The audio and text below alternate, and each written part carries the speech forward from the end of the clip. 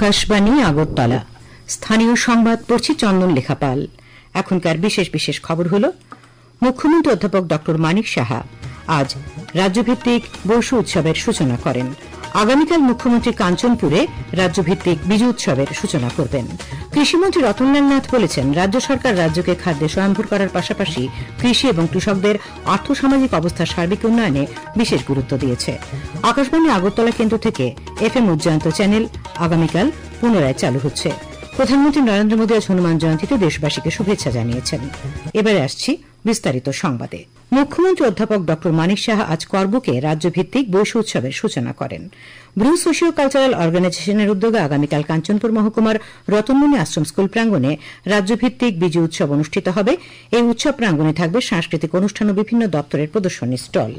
মুখ্যমন্ত্রী অধ্যাপক ড মানিক সাহা বিজু বৈশু উৎসব উপলক্ষে রাজ্যবাসীকে শুভেচ্ছা জানিয়েছেন। এক শুভেচ্ছা বার্তায় মুখ্যমন্ত্রী বলেন, চিরাচরিত এই উৎসব উদযাপন আমাদের চিরায়ত ঐতিহ্যের এক একটি ধারা। তিনি বলেন, এই উৎসব আয়োজনের মধ্য দিয়ে আমাদের নিজস্ব রীতিনীতি, ধর্মীয় বিশ্বাস, কৃষ্টি ও বর্ণময় সংস্কৃতির প্রকাশ ঘটে, যা আমাদের সম্প্রীতি ও একাত্মতাকে সুদৃঢ় করে। এদিকে বিজু উৎসব বৈশু উৎসব উপলক্ষে রাজ্যবাসীকে শুভেচ্ছা জানিয়েছেন এডিসির চেয়ারম্যান জগদীশ দেববর্মা এবং মুখ্য কার্যনির্বাহী সদস্য পূর্ণচন্দ্র জমাতিয়া। কৃষিমন্ত্রী রতনলাল নাথ বলেছেন, রাজ্য সরকার রাজ্যকে খাদ্যে স্বয়ংভর করার পাশাপাশি কৃষি এবং কৃষকদের আর্থসামাজিক অবস্থার সার্বিক উন্নয়নে বিশেষ গুরুত্ব দিয়েছে। সিপাহীজলা জেলার জম্পুজলা এগ্রিকালচারাল ডেভেলপমেন্ট রিসার্চ কাম ট্রেনিং সেন্টারের উদ্বোধনী অনুষ্ঠানে তিনি একথা বলেন। তিনি বলেন, কৃষি জমির সঠিক ব্যবহার এবং সঠিক সময়ে কৃষকদের বিভিন্ন আধুনিক কৃষি উপকরণ প্রদানের বিষয়ে রাজ্য সরকার বিশেষ অগ্রাধিকার দিচ্ছে। আকাশবাণী আগরতলা কেন্দ্র থেকে FM উজ্জয়ন্ত চ্যানেল পুনরায় চালু করা হবে। আগামীকাল থেকে এই চ্যানেল শুরু হচ্ছে। পাশাপাশি আকাশবাণী আগরতলার AM চ্যানেলও পৃথকভাবে চালু থাকবে। ঊর্ধ্বতন কর্তৃপক্ষের নির্দেশে এই সিদ্ধান্ত নেওয়া হয়েছে। প্রতিদিন FM প্রচার তরঙ্গের অধিবেশন সকাল 6টায় শুরু হবে। Indian Institute of information technology আগরতলার দ্বিতীয় ও তৃতীয় সমাবর্তন অনুষ্ঠান আজ NIT আগরতলার বিশ্বেশ্বরাইয়া অডিটোরিয়ামে অনুষ্ঠিত হয়। এই অনুষ্ঠানে বিশেষ অতিথি হিসেবে উপস্থিত ছিলেন গুয়াহাটিস্থিত Indian Institute of Technology and Indian Institute of Information টেকনোলজির প্রাক্তন অধিকর্তা অধ্যাপক ড গৌতম বড়ুয়া। স্বাগত ভাষণ দেন আগরতলাস্থিত ইন্ডিয়ান ইনস্টিটিউট অফ ইনফরমেশন টেকনোলজির অধিকর্তা অধ্যাপক অভয় কুমার। অনুষ্ঠানে পৌরোহিত্য করেন বোর্ড অব গভর্নর্স চেয়ারম্যান প্রাক্তন লেফটেন্যান্ট জেনারেল ড কানসাম হিমালয় সিং। আজ সমাবর্তন অনুষ্ঠানে মোট 33 জন ছাত্রছাত্রীকে ডিগ্রির শংসাপত্র দেওয়া হয়। এদের মধ্যে 2022-2023 সালের 15 জন ছাত্রছাত্রী এবং 2023-2024 সালের 18 জন ছাত্রছাত্রী রয়েছেন। তারা কম্পিউটার সায়েন্স অ্যান্ড ইঞ্জিনিয়ারিং-এ বিটেক ডিগ্রি অর্জন করলেন। পর্যটন মন্ত্রী সুশান্ত চৌধুরী প্রতি শনিবারের মতো আজও তাঁর সরকারি বাসভবনে মানুষজনদের সঙ্গে সাক্ষাৎ করেন। তিনি মজলিশপুর সহ রাজ্যের বিভিন্ন প্রান্তের লোকজনের সঙ্গে দেখা করেন এবং তাদের অভাব অভিযোগের কথা শুনে তার সাধ্যমতো সমাধান করার বিষয়ে আশ্বস্ত করেন। তিনি বলেন, এই কর্মসূচি জনগণকে সাহায্য করার এবং সরকারকে আরও নাগরিক কেন্দ্রিক করে তোলার ক্ষেত্রে সহায়ক ভূমিকা পালন করছে। শ্রী চৌধুরী বলেন, জনগণ তাদের চিকিৎসা চাহিদা এবং অন্যান্য সমস্যার তাৎক্ষণিক সমাধান পাচ্ছেন। পাশাপাশি এই উদ্যোগ জনগণ এবং সরকারের মধ্যে ব্যবধান কমাতে একটি কার্যকর উপায় হয়ে উঠেছে বলে তিনি জানান। আসাম রাইফেলস এবং DRI এর যৌথ অভিযানে আজ তেলিয়ামুড়ার একটি লরিতে তল্লাশি চালিয়ে 6 কোটি টাকার ইয়াবা ট্যাবলেট উদ্ধার করা হয়। আসাম রাইফেলস এক বিবৃতিতে জানিয়েছে, লরিটিতে 60,000 ইয়াবা ট্যাবলেট ছিল। এই অভিযানে আসামের 2 বাসিন্দাকে আটক করা হয়। খবর প্রচারিত হচ্ছে আকাশবাণীর আগরতলা কেন্দ্র থেকে। আকাশবাণীর সংবাদের আপডেট পেতে লগ ইন করুন www.newsonair.com এবং নিউজ অন এয়ার অ্যাপ এবং টুইটার ও ফেসবুক প্ল্যাটফর্মে এআইআর নিউজ অ্যালার্টসে। ইউটিউবে লক্ষ্য রাখুন নিউজ অন এয়ার অফিসিয়ালে। এছাড়াও আকাশবাণী আগরতলার সংবাদ আপডেট পেতে দেখুন টুইটার বা X হ্যান্ডেলে আকাশবাণী নিউজ আগরতলা, ফেসবুকে এআইআর নিউজ আগরতলা এবং ইউটিউবে আকাশবাণী নিউজ আগরতলা। প্রধানমন্ত্রী নরেন্দ্র মোদী আজ হনুমান জয়ন্তীতে দেশবাসীকে শুভেচ্ছা জানিয়েছেন। সামাজিক মাধ্যমে প্রধানমন্ত্রী সংকটমোচন ভগবান হনুমানের আশীর্বাদে সকল মানুষ সুস্থ, সুখী এবং সমৃদ্ধ থাকবে বলে আশা প্রকাশ করেন। হনুমান জয়ন্তী উপলক্ষে আগরতলা সহ রাজ্যের বিভিন্ন স্থানে পূজার্চনার আয়োজন করা হয়। এই উপলক্ষে মুখ্যমন্ত্রী অধ্যাপক ড মানিক সাহা রাজ্যবাসীকে শুভেচ্ছা জানিয়েছেন। এক শুভেচ্ছা বার্তায় তিনি বলেন, সাহস, বীরত্ব, শক্তি এবং ত্যাগের প্রতীক রামভক্ত হনুমান। মুখ্যমন্ত্রী ড সাহাও হনুমান জয়ন্তী উপলক্ষে রাজ্যবাসীর সুখ, শান্তি, সমৃদ্ধি ও সাফল্য কামনা করেছেন। আজ ঊনকোটি জেলা সদর কৈলাস শহরেও হনুমান জয়ন্তী পালিত হয়। শহর এলাকার বিভিন্ন স্থানে সার্বজনীন হনুমান পূজার আয়োজন করা হয়েছে। হনুমান জয়ন্তী উপলক্ষে হিন্দু ঐক্যমঞ্চের আহ্বানে আজ বিকেলে এক মোটর বাইক র্যালি শহরের বিভিন্ন পথ পরিক্রমা করে। স্থানীয় শ্রীরামপুর ট্রাই জংশন থেকে র্যালিটির সূচনা হয়।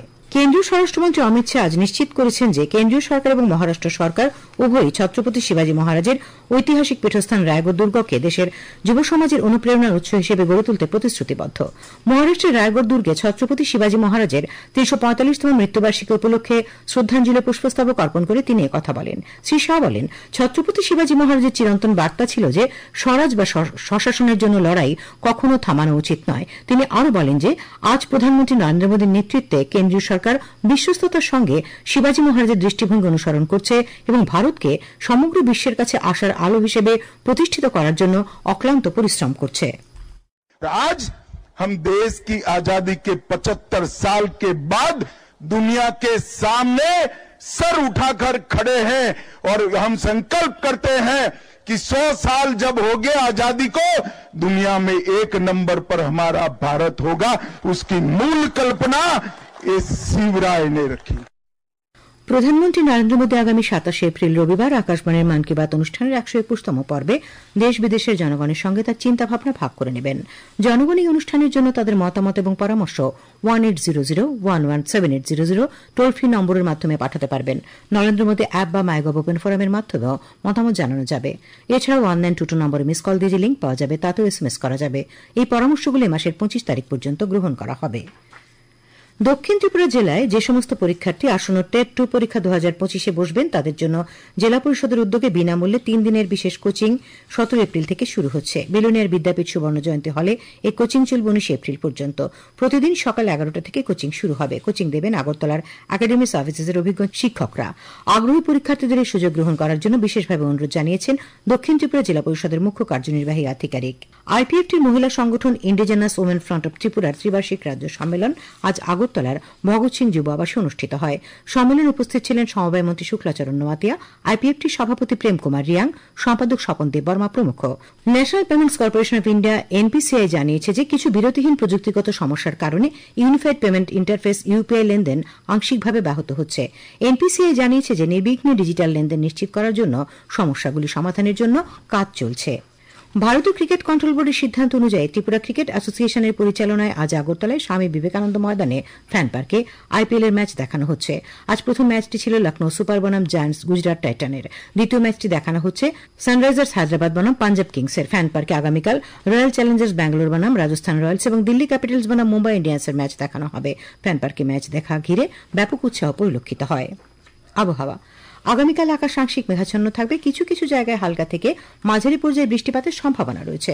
আগামীকাল তাপমাত্রা সর্বোচ্চ 34 ডিগ্রি সেলসিয়াস এবং সর্বনিম্ন 24 ডিগ্রি সেলসিয়াসের কাছাকাছি থাকতে পারে। আজ দিনের সর্বোচ্চ তাপমাত্রা ছিল 34.6 ডিগ্রি সেলসিয়াস এবং সর্বনিম্ন 25.4 ডিগ্রি সেলসিয়াস।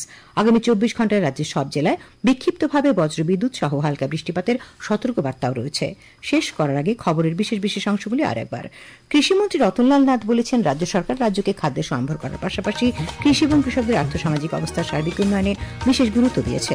মুখ্যমন্ত্রী অধ্যাপক ডক্টর মানিক সাহা রাজ্যভিত্তিক বৈশ্য উৎসবের সূচনা করেন। আগামীকাল তিনি কাঞ্চনপুরে রাজ্যভিত্তিক বিজু উৎসবের সূচনা করবেন। আকাশবাণী আগরতলা কেন্দ্র থেকে এফএম উজ্জয়ন্ত চ্যানেল পুনরায় আগামীকাল থেকে চালু হচ্ছে। প্রধানমন্ত্রী নরেন্দ্র মোদী আজ হনুমান জয়ন্তীতে দেশবাসীকে শুভেচ্ছা জানিয়েছেন।